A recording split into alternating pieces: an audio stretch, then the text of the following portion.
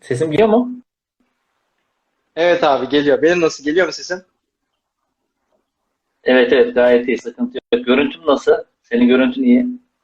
Bence iyi abi, sıkıntı yok. Görüntünde sıkıntı yok. Hoş geldin abi bu Tamam. arada. Teşekkür ederim, sağ ol. Nasılsın Enes, iyi misin? İyiyim abi, çok şükür. Sen nasılsın? Seni sormalı. Teşekkür ederim, çok sağ olasın. Başlayalım mı, biraz daha bekleyelim mi? Birazcık daha bekleyelim abi. Bekleme sırasında sen kendini tanıt istersen. Seni tanıyalım. Takipçilerimiz sizi tanısın.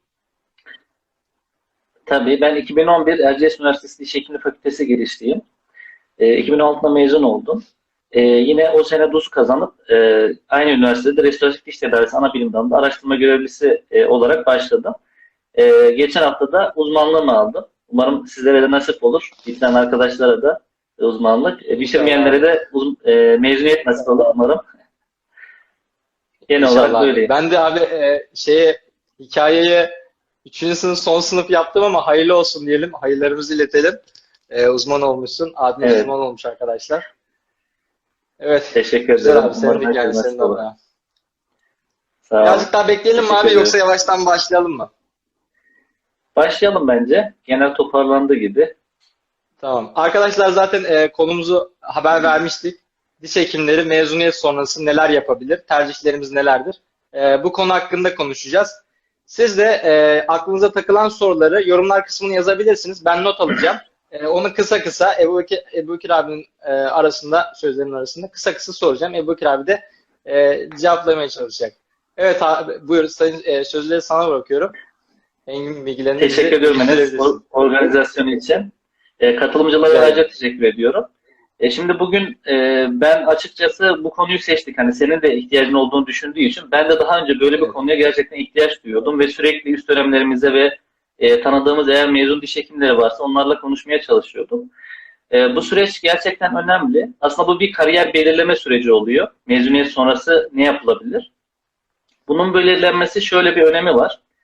Aslında biz hayatımızın çok büyük bir kısmını mesleğimizi yaptığımız alanda geçiriyoruz. İlişkilerimiz daha çok bu alanda yürüyor. Eğer biz mesleğimizde mutlu olabilirsek gerçekten hayatımızda da mutlu olabiliriz diyebiliriz. O yüzden de mesleğimizi nasıl devam ettireceğimize önceden iyi bir hazırlık yapmamız gerekiyor. Çünkü mezuniyet sonrası işte devlette çalışabilir bir diş hekimi, özel sektörde kendi yerini açabilir ya da başka bir hekimin yanında çalışabilir. Ya da akademik dünya dediğimiz uzmanlık ve doktorayı seçebilir. Bunlardan herhangi birini seçecekse, eğer öğrenci ise öğrencilik döneminde buna bir takım hazırlıklar yapması gerekiyor. İşte o yüzden de bunları konuşacağız bugün. Ben öncelikle kariyer tercihi yaparken kendimin de dikkat etmiş olduğu, acizane kendi tavsiyelerimi sunmaya çalışacağım. Birçok hekimle konuşmak gerekiyor tabii bunun için. Herkesin çünkü kendi hayatında tecrübe ettiği şeyler oluyor. Şu şekilde söyleyeyim. Bir kere öncelikle ne yapmak istediğinize iyi bir şekilde karar vermek gerekiyor. Mezun hemen sonrasında ya da mezuniyet öncesinde. Bunun için de neyi sevdiğinizi iyi bir şekilde belirlemiş olmanız gerekiyor. Mesela örnek vereyim, biraz daha açayım. Uzmanlık yapmak istiyorsunuz, doktora yapmak istiyorsunuz. Bir bölümün size uygun olup olmadığını en iyi tartacağınız yer stajın kendisidir. Ya da Evet. devlette çalışmak istiyorsunuz. Devlette çalışma ortamını, çalışma şartlarını, çalışma ilişkilerini, hasta yoğunluğunu nasıl olduğunu en iyi o ortamda görebiliyorsunuz. O yüzden de bu ortamları yerinde bir tahlil etmek gerekiyor. E, Dediğim gibi öncelikle kişi kendisini tanıması gerekiyor. Bunu hangi imkanda olursa o şekilde yapacak. Stajsa staj ya da yerinde görecek. Daha sonra da çalışmak istediği alanı kendisiyle eşleştirmesi gerekiyor. Bu şekilde olursa kendisinin mutlu olma ihtimali daha iyi olur. Ve şöyle oluyor. Başlayınca her şey bitince işte diplomayı alınca her şey bitiyor diye düşünüyorsunuz. Ancak öyle olmuyor. Okul bittikten sonra başka birçok şeyle karşılaşıyorsunuz. O yüzden de sevdiğiniz alanda çalışırsanız hem mutlu olabiliyorsunuz hem de yorgunluğunuz daha az oluyor. Bu da sizin hasta memnuniyetinizi ciddi derecede etkiliyor. Genel olarak bu şekilde. Evet. Ee, Ben de abi bir dipnot Ben çok geçmek konuştum istiyorum. ama sen Yok evet evet. estağfurullah abi, estağfurullah. Bu Düsem'de videolar Düsem'de diyorum. Şeyde ismini unuttum. Düz Meslek'te bir video izliyordum abi. Ablamız ortodontiyi bitirmiş. Ondan sonra bırakmış. Yani pardon. Ortodontiyi kazanmış. Ondan sonra bırakmış. Yani ki ortodonti yani birçok öğrencinin herhalde hayalidir. Birçok düsyerin hayalidir. Yani herhalde böyle Evet. enteresan şeyler başımıza gelebiliyor değil mi? Sevmeden seçince. Ya aslında Yani şöyle, sadece şimdi popülerliğine bakıp seçince kendimizi tanımadan. ya tabii ki yani. Şimdi şöyle ister istemez oluyor. Alanı bilmek, o yüzden söylüyorum. Şimdi siz hiç sevmediğiniz bir alanda ömür boyu çalışacaksınız. Ortodonti gerçekten spesifik bir alan. Diş hekimindeki Evet. uzmanlıkların hepsi o şekilde spesifik alanlar ve bunlar özel sektörde de olsanız, devlette de olsanız sizden ömür boyu yapmanızı istediği işler. O yüzden de bunları Evet. hesaba katıp yola çıkmak sizi ileride yaşayacağınız problemleri gerçekten engelliyor. Demiş Hı. olduğun gibi mesela DUS'ta gerçekten popüler bölümler var. Yani yılın meslekleri var. Mesela pedodonti şu anda gerçekten iyi durumda. Hani özel sektör imkanları açısından söylüyorum. Ortodonti öyle. Cerrahi o Evet. şekilde. Ancak bu sizi mutlu edecek diye kesin bir şey yok. Özel sektörün ihtiyaçları her zaman değişebiliyor. O yüzden bizim asıl tespit Hı. etmemiz gereken yer kendi mutlu olabileceğimiz şeyler. Yani yapmayı sevdiğimiz şeyler. Örnek vereyim, mesela nasıl oluyor biliyor musunuz? Mesela ben kompozit yerleştirmeyi gerçekten çok seviyorum. Ya da mesela hastaya bir estetik Evet. planlama yapmayı, bunu çok seviyorum. Ve bu beni motive ediyor. Gün sonu bana çok fazla yorgunluk veren şeyler değil bunlar. Bu şekilde düşünmek lazım. Hı.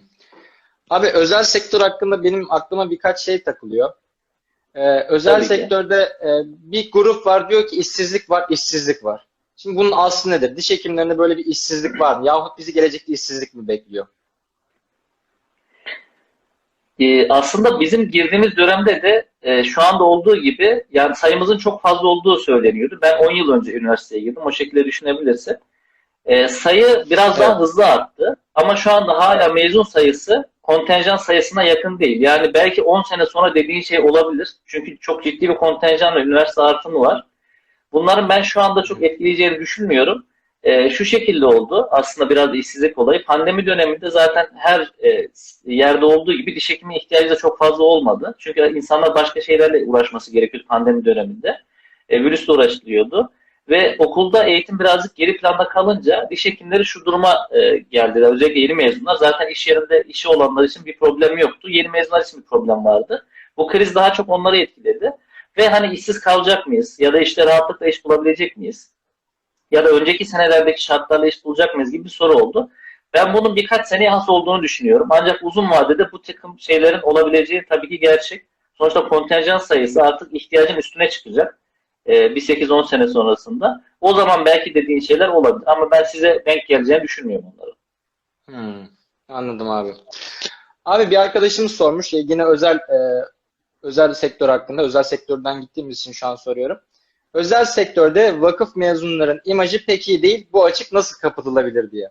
Abi böyle bir şey var mı? Mesela ben özelde okuyorum. Yahut vakıfta okuyorum işte aynı şey. Ee, imajı pek iyi değil demiş. Böyle bir algı var mı özel sektörlerde de? Yahut Yani duyumları şöyle, nasıl? aslında bu tamamen sizle ilgili bir şey. Hı hı. Ya özel sektör şudur. Özel sektör işin yapılıp yapılamadığına bakar. Eğer siz zaten kendinizi bir şekilde geliştirmişseniz, mesela okurken mesela kursa gitmişsiniz ya da okurken daha önce konuştuğumuz gibi daha önce konuşmuştuk mesela şeyle ilgili. Evet. Bu sunumdan önce bahsetmiştim ben sana. Sen fotoğraf çekilebilir demiştin. Mesela yaptığın Hı, evet, tedavilerin bir evet, şekilde kayıt evet, evet, altına evet. alınması, takip ettiğin dersler, senin orada ilk gittiğinde konuşman da aslında ortaya çıkan şeyler, seni işe alacak kişi yönlendirecek olan şeyler. Daha çok bunlara odaklanmak lazım. Yani vakıf üniversitede şu şekilde, bazı mesela devlet üniversitelerinde içinde bu söyleniyor. İşe gireceğiniz yer sizi bireysel olarak değerlendirir. Ben bunun genel bir problem oluşturacağını düşünmüyorum. Mutlaka böyle bir algı olacaktır. Ama bu ortadan kaldırılamaz bir algı olmaz. Siz kendinizi bir şekilde geliştirdiğinizi düşünürseniz her türlü istediğiniz noktaya varırsınız.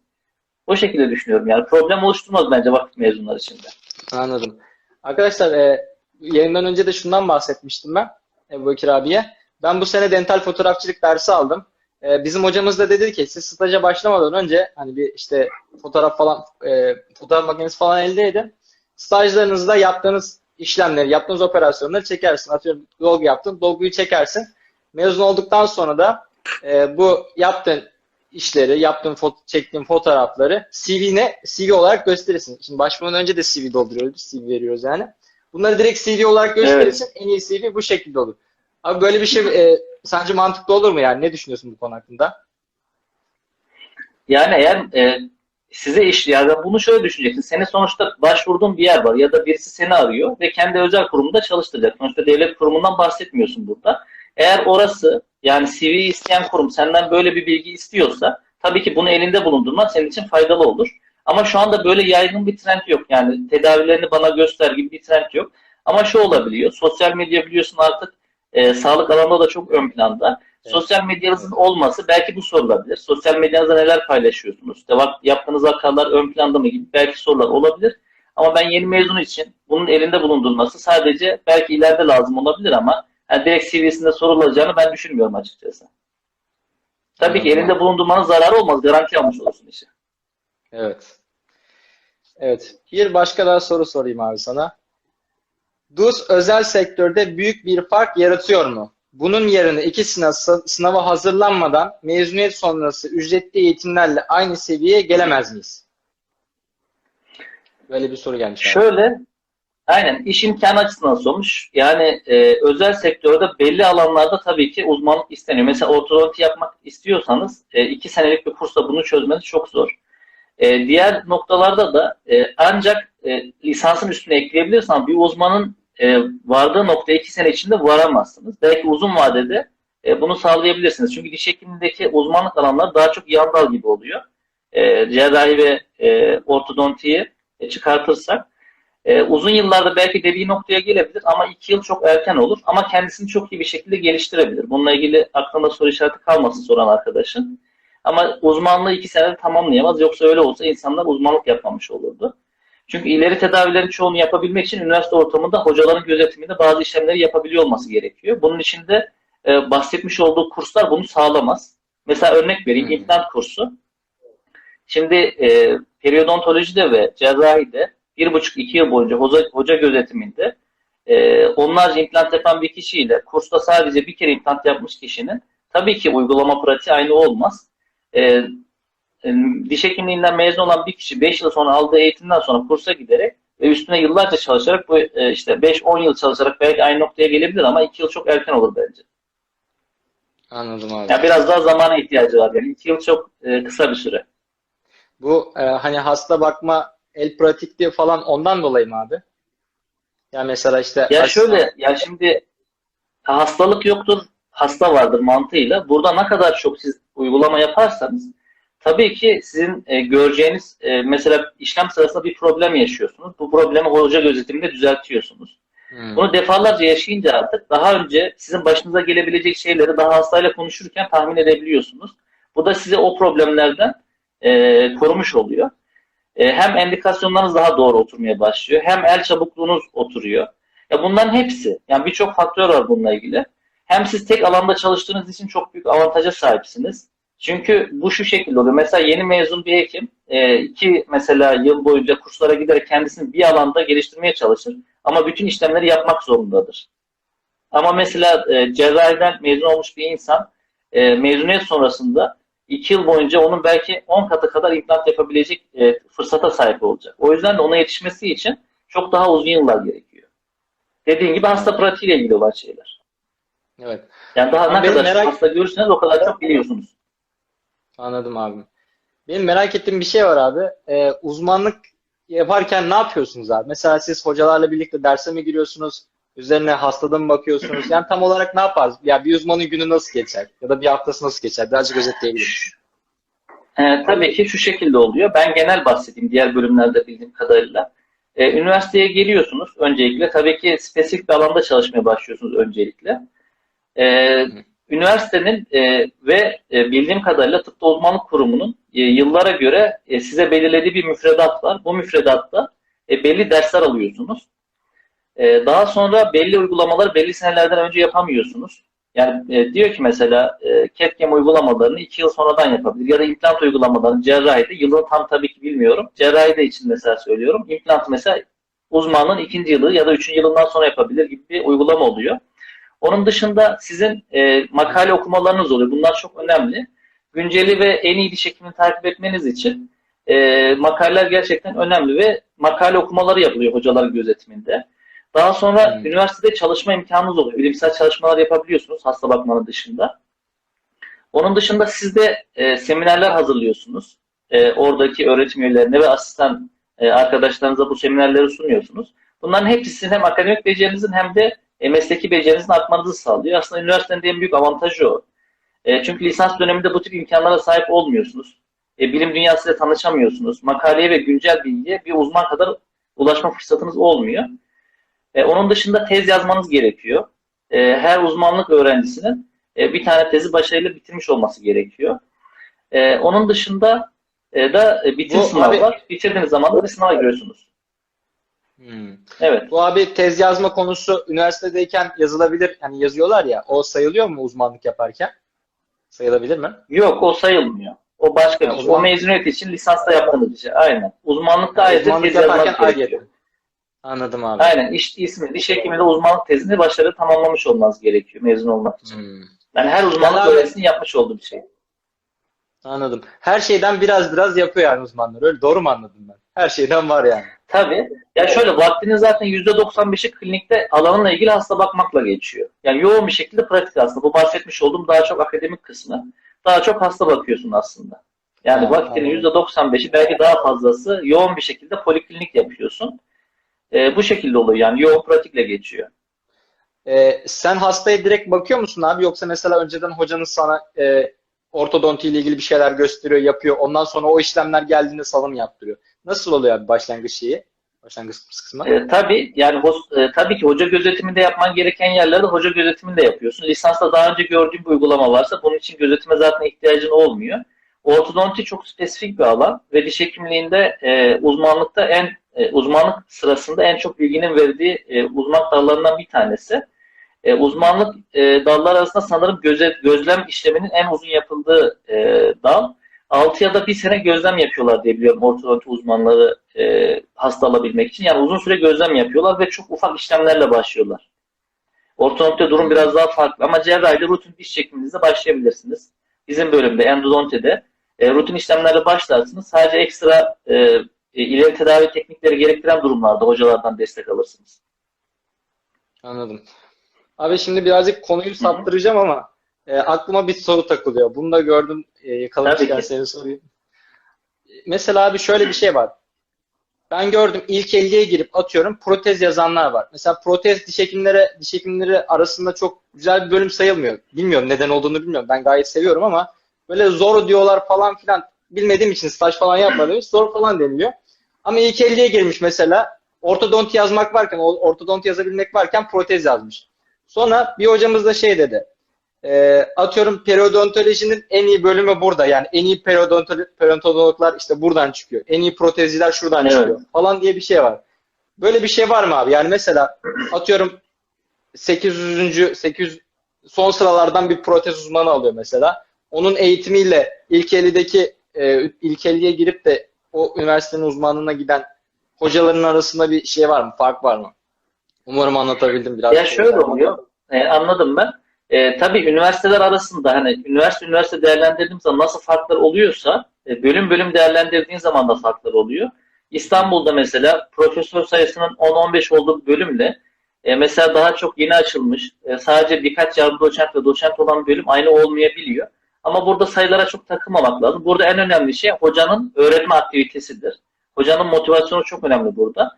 Eğer asistanınız sahip çıkıyor, asistanla çok ilgilenme fırsatı olabiliyorsa, yoğun polikliniği yoksa, hocanın da fırsatı varsa, o üniversitenin şartları da buna imkan sağlıyorsa, bir şekilde uzmanlık alanını kişi kendisini çok iyi geliştirmiş oluyor.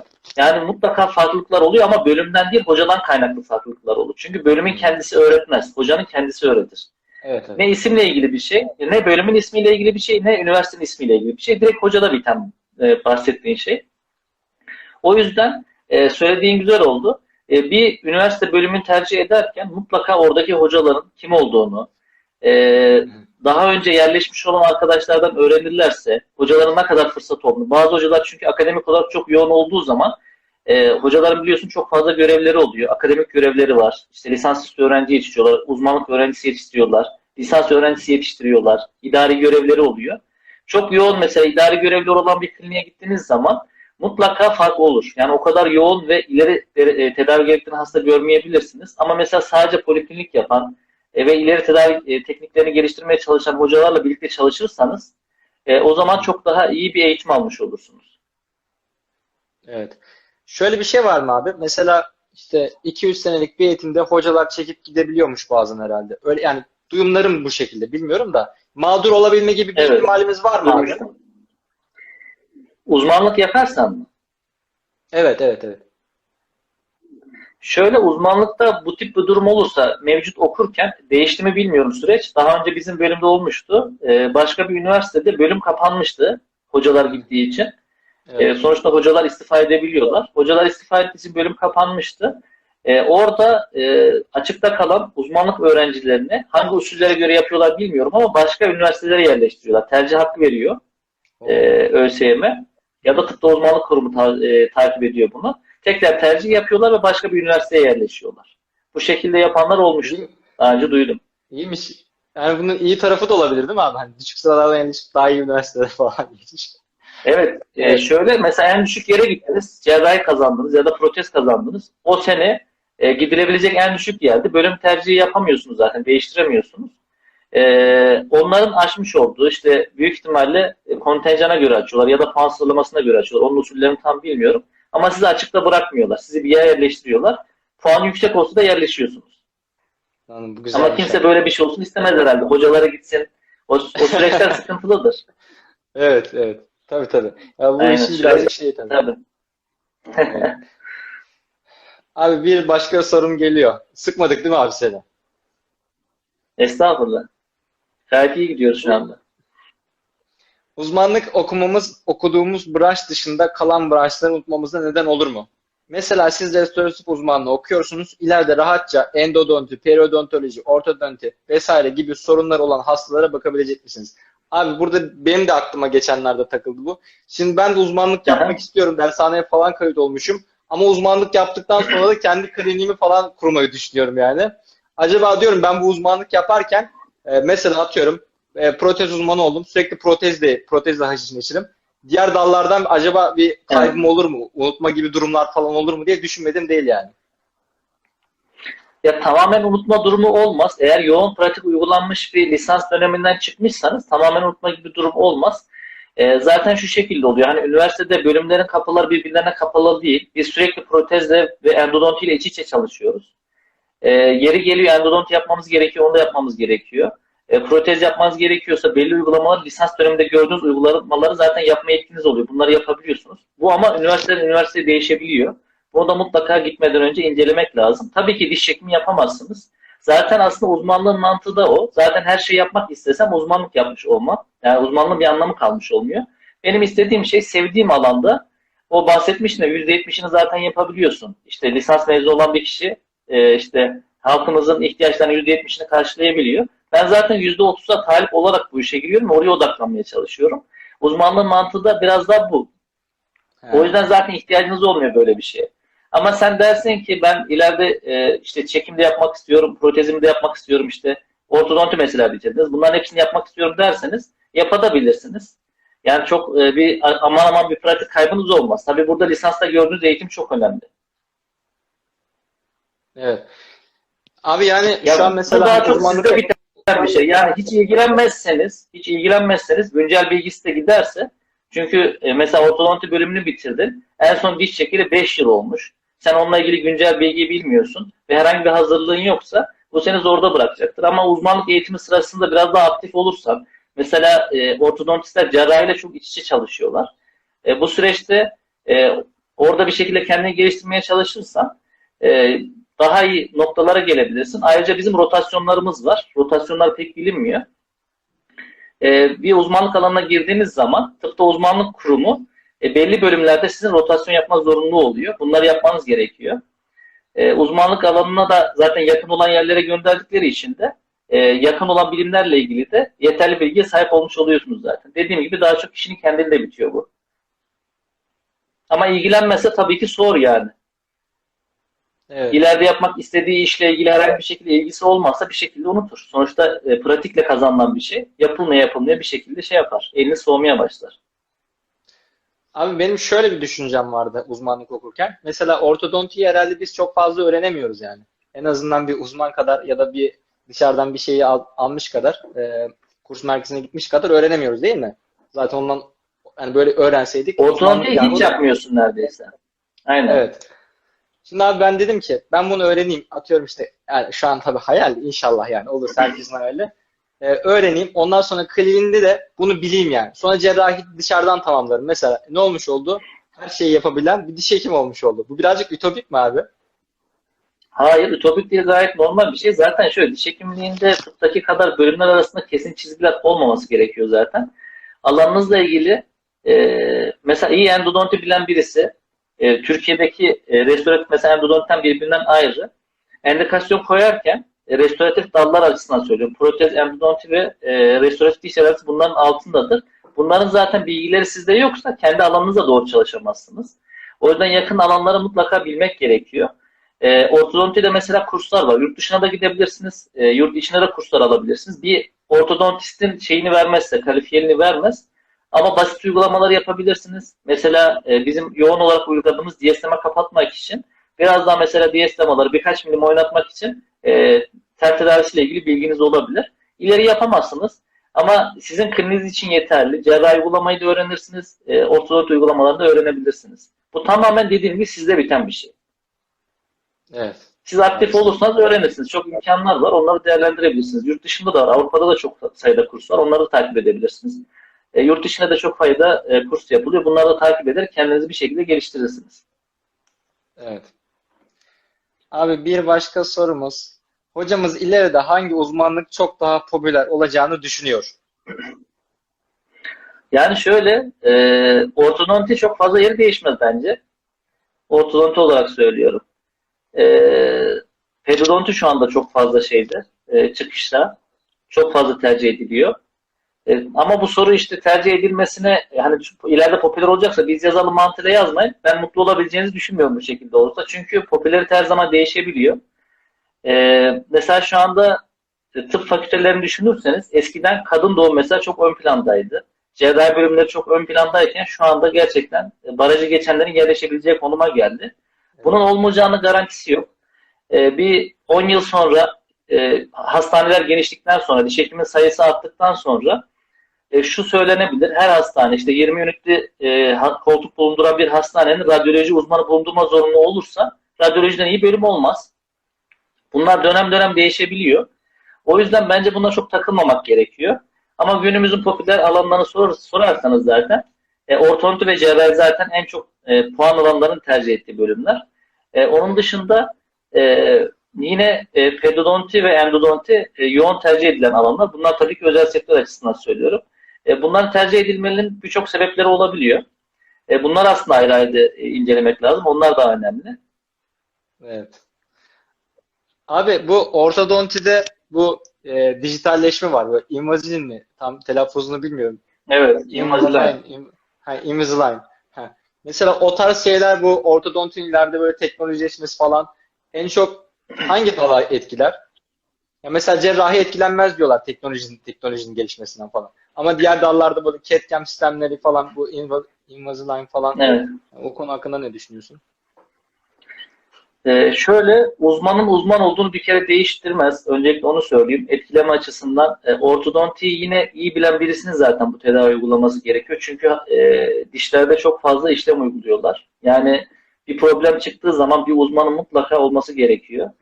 Onun dışında dijitalden etkilenmeyen şey insan eliyle yapılabilecek hassasiyetli olan şeyler ya da insanın görgüsüyle halledilebilecek şeyler. Mutlaka bu dijitalleştirme gitgide hepsinin yerini almaya başlayacak. Ama ilk önce mesela ne yönde yoğunlaşılırsa bilim dünyası oradan gidiyor. Cerrahide biraz daha zor tabii ki. Bahsettiği gibi ortodontte yeni bazı adımlar var. Bazı üniversitelerde artık mesela şey yapılıyor, radyolojiyle ilgili işte kist ve tümör teşhisinde, lezyonların teşhisinde yapay zeka kullanılmaya başladı. Bu alanlarda ileride biraz daha ön planda olduğunu söyleyebiliriz dijitalleşmenin. Bahsetmiş olduğum gibi Anladım abi. gülüş tasarımda da şu anda çok ciddi bir şekilde yardımcı oluyor. Ama gülüş tasarımı şu anda biraz daha yardımcı konuda. Çünkü hekimin olmaması şu andaki teknolojiyle düşünülebilecek bir şey değil. Hiçbir alanda bu şekilde değil. Evet, Yani her türlü daha ona yani çok uzmana, zamanımız var bence. evet, her türlü uzmana ihtiyacımız var yani, değil mi abi? Tabii ki. Yani o zamanki teknolojinin ne getireceğini bilemiyoruz. Şu anda tabii ileride nasıl teknolojiyle karşı karşıya kalacağız bunu bilemiyoruz ama şu anki teknolojiyle diş hekimi uzmanlığı da diş hekiminin kendisi de olmazsa olmaz noktada. Çünkü burada mesele bir şeylerin yapılması değil, doğru kararların verilmesi. Endikasyon dediğimiz şey o. Bir Evet. dişe nasıl bir materyal uygulayacağımız, neresinden nasıl bir işlem yapacağımız endikasyonla ilgili bir şey. Yapay zeka şu anda bu noktaya gelmiş değil. Evet. Herhalde biz yani bizim ömrümüzün sonuna kadar da böyle devam eder mi bilemiyoruz tabii de bakmak lazım. Tabii yani elle yapılan bir iş olduğu için ya bu hassasiyette makineler henüz üretilmiş değil. Sonuçta el hassasiyeti olan bir şey. Yani ben yakın zamanda bu tip bir şeyin olacağını kanaatinde değilim. Tabii ki teknoloji gelişiyor. Belki biz görmeyiz ama dediğin şeylerin olma ihtimali tabii ki var. Bu şekilde giderse, bu hızla gelişirse teknoloji. Evet.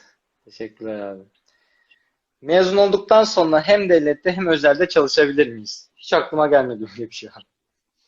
Böyle bir abi, Devlette enteresan oldu. 657 sayılı kanuna bağlı çalışıyorsanız ki öyle oluyor. Özelde Evet. çalışma durumunuz olmaz. Yani özelde Ha, çalışamıyorsunuz. Eğer devlette çalışıyorsanız. İki kurumda çalışabilecek iki tane durum var. Onlardan bahsedeyim. Doktora evet. yapıyorsanız öğrenci statüsünde olduğunuz için özel sektörde kendi yerinizi de açabilirsiniz, çalışabilirsiniz. Ya da doçentlik ya da profesörlük olması lazım. İkisinden birinden itibaren de devlete verginizi vererek özel sektörde çalışabilirsiniz. Onun dışında devletin herhangi bir kadrosunda kadrolu olarak bulunurken dışarıda çalışamazsınız özel sektörde. Evet. Uzmanlıkta da çalışamıyoruz değil mi abi? Yok, uzmanlıkla da çalışamazsınız. Evet. Teşekkürler abi. Başka mezuniyet sonrası yabancı dilin öneminden de bahseder misiniz? İki yabancı dil fark oluşturur mu? İki yabancı dil nerede tabii ki çalışacağınızla ilgili bir şey. Eğer İstanbul gibi metropol illerde çalışacaksanız tabii ki bu şekilde arayanlar da oluyor. Almanca dili bilen CV isteniyor. Diş hekimliğiyle ilgili ilan sayfalarına bakarsanız görürsünüz. İşte Almanca bilen, işte İngilizce bilen, özellikle sahil kesimlerinde yoğun şekilde turistin olduğu ve yabancıların yerleşik olarak yaşadığı yerlere tabii ki önemli oluyor. Hatta sonradan Türk vatandaşlığını alan yabancı uyruklu Türk vatandaşları da özellikle İstanbul'a gidiyorlar. Mesela Suriyeli ise daha çok mesela Arapça biliyor. Onlara hitap edebiliyor. Afgansa mesela onlara hitap edebiliyor. O şekilde yabancı da tabii ki önemi oluyor. Evet. Teşekkürler abi. Dus mu doktora mı avantajlı? Senin bununla ilgili çok... Arkadaşlar bu arada Ebu Bekir abi de YouTuber. Yani YouTuber değil, YouTube kanalı var diyelim. Çok güzel içerikler çekiyor. Bu videoda zaten benim YouTube'uma kaydolacak. Onun şeyini de sonuna koyarım. YouTube kanalında o çıkıyor amblenden. Ebu Bekir abi sen de buradan Hı hı. YouTube'unu tanıt istiyorsan. YouTube'un ismini. Anlamadım. Direkt YouTube'un kanalının ismini tanıt dedim de direkt DT Ebu Bekir Yılmaz zaten. Ben de tanıtayım senin yerine. Evet, evet. DT Bekir Yılmaz yazınca çıkıyor. Abone olabilirler. Evet. Şöyle bir şey var. Evet. Bahsettiğim konuyla ilgili ben sanırım 2-3 tane video çekmiştim ayrıntılı bir şekilde. Evet. Burada da kısaca bahsedeyim. Doktora ve uzmanlık birbirlerinden çok farklı şeyler. Onu bir kere iyi bilmek gerekiyor tercih ederken. Şöyle bir süreç var. Bir kere dok- uzmanlık yapabilmek için bir kere bir şekilde uzmanlık sınavını kazanmış olmanız gerekiyor. Doktora da bu şekilde bir süreç yok. İngilizce sınavına ve ALES'e girmiş olmanız yeterli oluyor. Üniversiteler kendileri muhtelif zamanlarda ilana çıkıyor öğrenci alımında. Genelde bu e, yine lisans döneminde olduğu gibi Eylül-Ekim aylarına denk geliyor. Başvuruyorlar. Sözlü mülakat sınavına giriyorlar. Eğer orada kazanabilirlerse, başarılı olursa üniversiteye yerleşiyorlar. Genelde zaten ortodonti, cerrahi bölümler tercih ediliyor. Diğer bölümlerde çok fazla doktora yapan olmuyor. Ee, Uzmanlıkta yine İngilizce sınavına giriyorsunuz. Daha sonra işte DUS sınavına girmeniz gerekiyor. Hı hı. Uzmanlıkta dediğim gibi dışarıda çalışma imkanınız olmuyor ve bitirince uzman ünvanını alabiliyorsunuz. Ancak doktora da böyle bir şey yok. Uzman ünvanını kullanamıyorsunuz. Yasak oluyor.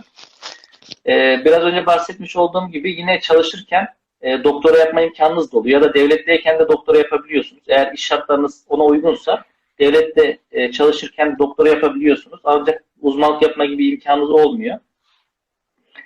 Doktoranın süresi biraz daha öğrencilik durumu baskın olduğu için biraz daha sınırları geniş. İşte 4-5 yıl sürebilirken uzmanlığın sınırları keskin. Yani ne zaman başlayacağı, ne zaman biteceği belli. Maksimum 6 ay ya da 1 yıl uzayabiliyor.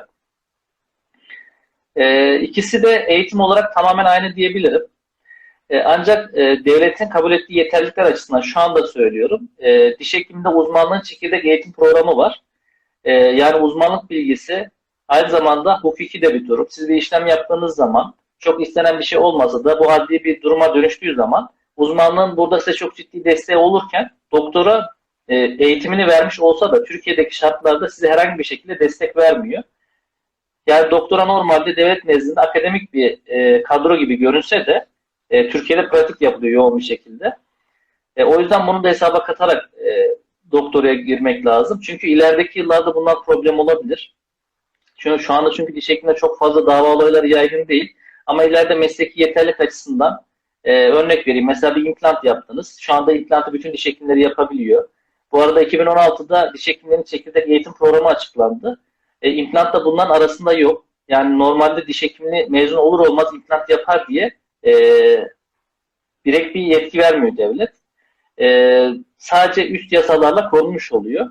En üst yasamızda da şu geçiyor. Diş ve diş çevre dokuları ile ilgili bütün işlemleri yapabilir. Belki bundan kurtarabilir ama belki 10 sene sonra, 15 sene sonra uzmanlıktaki verilen yetkiler şu anda değişmezse aynı yetkiyi doktoralarla uzmanlar almış olmuyorlar. Şu anda çok fazla bilinmediği için ve şu anda geçiş döneminde olduğu için bunlar biraz göz ardı ediliyor aslında uzmanlık ve doktora tercihi yapılabilirken. Yani ortodonti bitiren bir doktoralı evet hoca olabiliyor, üniversiteye yerleşebiliyor, özel sektörde de işlemleri yapabiliyor ama yapmış olduğu işlemlerle ilgili hukuki bir kaynağı yok aldığı eğitimle ilgili. Çünkü PhD dediğimiz ünvan, doktora ünvanı akademik bir ünvandır. Evet. Abi bu bilgileri yani ilk defa senden duyuyorum. Teşekkür ederim. Evet. Yani. Aynı şeyleri öğreniyorlar. Onu da bilginiz olsun. Yani doktora öğrencileri ne yapıyorsa uzmanlık öğrencileri de aynı şeyleri öğreniyorlar ama şu anda bir karmaşa var. Bu karmaşa belki 5-10 yıl sonra bitmiş olur. Ama şu anda devlet o şeyi vermiyor. Hukuki desteği vermiyor bu doktora bitiren kişilere. Belki yıllar sonra ihtiyaç olabilecek bir şey. Bu şekilde yani. Doktora şey geçti de. Doktora ben ne yapılır yani? Doktora yaparken en önemli husus nedir? Mesela başvuracağız. Çok farklı duyumlar alıyorum tabii etraftan. Doktora ile ilgili yani girme hususumla ilgili, girme konusuyla ilgili. Doktoraya kabul olma süreciyle ilgili. Doktora yaparken en önemli husus nedir abi? Yani bizim ortalamamız mı, İngilizce mi, oradaki sözlü mülakat mı? Nedir abi bu olay? Ya bu birçok yere göre değişiyor. Tabii ki ben ayrıntılı her yerle ilgili bilgiye sahip olamıyorum. DUS genel, Türkiye genel yapıldığı için bir çatı var. Doktorada bu çatı yok. Bölüm bölüm değişiyor. Yani her bölümün alma şartları isterse çok farklı şeyler isteyebiliyor. Doktora da ilana çıkan çünkü şey oluyor. Bölümün kendisi oluyor. Uzmanlıktaki gibi değil. Uzmanlıkta ÖSYM direkt bir sınav yapıyor. Merkezi atama olduğu için her şey kesin bir şekilde belli. Doktora da bu kesin bir şekilde belli değil. Öncelikle bunu bilmek gerekiyor. Onun dışında e, lisans ortalamasına ben yanlış hatırlamıyorsam bakıyorlar diye hatırlıyorum.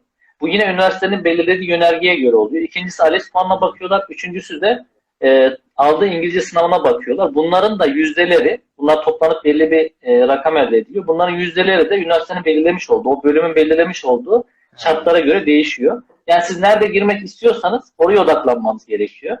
Bazı bölümler mesela almıyor. Hiç almıyor yani. Her istediğiniz yere de giremiyorsunuz. Yani niye almıyorsunuz diye sormazsınız. İhtiyacım yok almıyorum der. Yani öyle bir kesin bir şey yok. Mutlaka alacaksın diye. Onun dışında özel üniversitelerde ücretli yapılıyor. Normal lisans öğrencileri nasıl özel üniversitede şeklinde okuyabiliyorsa onlar da doktora öğrencisi olarak gelip ücretli bir şekilde okuyabiliyorlar. Onun dışında uzmanlıkta olmayan referans olması gerekebiliyor bazı durumlarda. Doktora girmiş olmaz için. Bu aynı zamanda doktora öğretim üyesi olmaz için de geçerli olan bir şey. Bu şekilde genel olarak. Teşekkürler abi. Çok güzel açıkladın. Abi son olarak da şu yurt dışı ile ilgili yani yurt dışında diş hekimliği mezun olduktan sonra onunla ilgili böyle bilgilerin var mıdır acaba? Şöyle çok ufak tefek bilgilerim var. Ben en doğru olanları paylaşayım. Siz yanlış yönlendirmeyin. Bildiğim kadarıyla Avrupa'da bazı ülkeler şu anda diş hekimlerini ve başka alanlardaki şeyleri Türkiye'den kabul ediyorlar. Yani lisansı direkt sayabiliyorlar. Genelde bu soruluyor. Lisans sayılıyor mu sayılmıyor mu? Asıl mesele bu çünkü. Mesela Amerika'ya giderseniz buradan direkt bir kere kabul almanız gerekiyor. Bildiğim kadarıyla. Daha sonra kabul olduktan sonra 3 yıl eğitim görmeniz gerekiyor. Böyle zorlu bir süreç var ve orada eğitim paralı yanlış bilmiyorsam. Bununla ilgili Evet. YouTube'da çok güzel videolar var. Bunları izleyebilirler. Orada çok daha ayrıntılı bilgi alırlar. Başka bir örnek vereyim. Almanya bildiğim kadarıyla şu anda B1 Almancası olan bir kişiyi eğer konsolosluğa başvuruda bulunursa ve yeterli belgeleri götürürse süreyi yanlış söylüyor olabilirim. 2 yıl bir staj dönemini alıyor. O staj döneminden sonra Almancasını bir tık daha geliştirmesini istiyor ve onu bir sınava tabi tutuyor ve daha sonra oturum izni veriyor. Bu şekilde çalışabiliyor. Bu soru aslında şununla ilgili. Ülke ülke cevaplar değişiyor. Siz yurt dışında hangi ülkede yaşamak istiyorsanız ona göre bir şey yapmaz lazım. Araştırmaya girişmiş olmaz lazım. Yani bu şartlar çok değişiyor olabilir. Onları göz önünde Evet. bulundurmak lazım. Abi çok teşekkürler. Yani benim sorularım bitti. Çok Rica teşekkür ederim. ederim sana. Çok güzel cevaplar, Umarım çok güzel faydalı bilgiler, olmuştur. çok güzel bir yapı. Yani bence çok faydalı oldu. Kendim adına çok Ya faydalı oldu. umarım Teşekkür ederim. aydınlatmış olur. Eğer sonradan herhangi bir şekilde bir istek olursa yine bu şekilde videolar çekebiliriz başka konularda ya da uzmanlar biraz daha ayrıntılı gireriz. Bu biraz daha genel oldu. E, Evet. Eğer öyle bir talep olursa daha sonra onları da değerlendirebiliriz. Ben dinleyicilere teşekkür ediyorum ayrıca. Sana da organizasyon için teşekkür ediyorum. Umarım faydalı Biz olmuşumdur. teşekkür ederiz. Evet. Arkadaşlar sorunuz varsa da yazabilirsiniz şu an. Birazcık daha bekleyelim. Ondan sonra abi sen de uygun görürsen yayınımızı sonlandırırız. Tabii. Sorusu olan var mı? Sorusu olan şu anda yok. Bir tane soru gelmişti ama abi cevaplamak Öyle mi? istersen. Göremedim ama ben görmüyorum. Sen sor istersen bana direkt uygun görüyorsan. Tamam abi. Kendi kliniğini açmak tahmini ne kadar maliyeti vardır? Gibi bir soru gelmiş. Ya kendi kliniğimi açmadığım için bilmiyorum. Yani onunla ilgili mutlaka yani klinik açan birisiyle irtibata geçerlerse çok daha net bilgi alırlar. Ben kendi kliniğimde çalışmadığım için onunla ilgili bilgi veremeyeceğim. Evet. E, neyi sormuş? Bir tane Uzmanlıkla ilgili bir soru sormuş. öyle Okuyabiliyor mi? musun? Abi yok ben şu an Uzmanlık göremiyorum yaparken ya. öyle mi? Ben uzmanlık yaparken sadece en son bitirme sınavına giriliyor. Çok faydalı. Teşekkürler. Rica ederim. Uzmanlık yaparken evet sadece en sonunda bitirme sınavına giriyor. Yani arada herhangi bir şekilde sınav yapılmıyor. Ama onun dışında işte böyle bir akademik bir zorluk yok ama yani hocanın verdiği bütün görevleri yerine getirmek zorundasınız. Sizden seminerler, sunumlar, işte kongreye gitmenizi isteyebilir. Bu tip şeyler oluyor daha çok. Sınav olmuyor.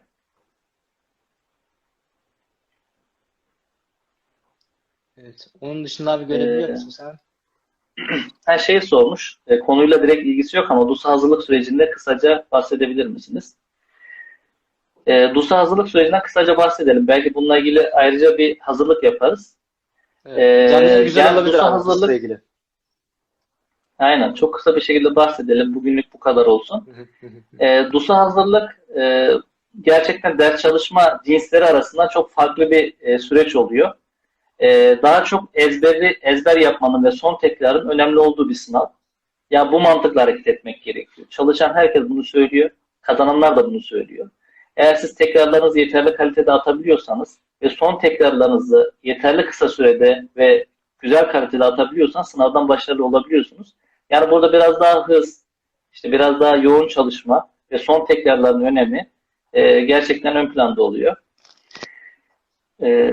Başka soru var mı ona bakıyorum.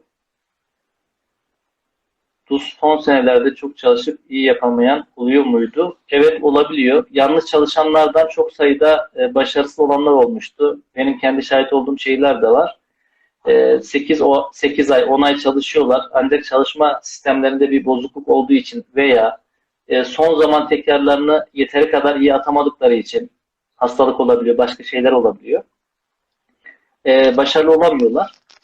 Bunlarda çünkü şey olması lazım. Yani DUS'ta gerçekten her şeyin iyi gidiyor olması önemli. Hem motivasyonunuz düşmeyecek hem başınıza bir şey gelmeyecek. Çünkü en ufak boşluk kabul eden bir sınav değil. Bunu hesaba katarak planlarımızı yapmak ve hazırlıklarımızı yapmak gerekiyor.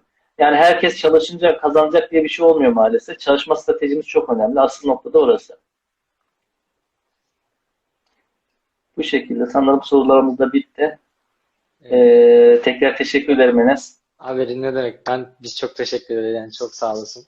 Rica ederim. Çok güzel Hayırlı bir yayın akşamlar olmuş. dilerim. Hayırlı akşamlar abi. Görüşmek üzere tekrardan. Görüşmek üzere. Kendine iyi bak abi. Görüşmek üzere. Hoşçakal. Görüşürüz.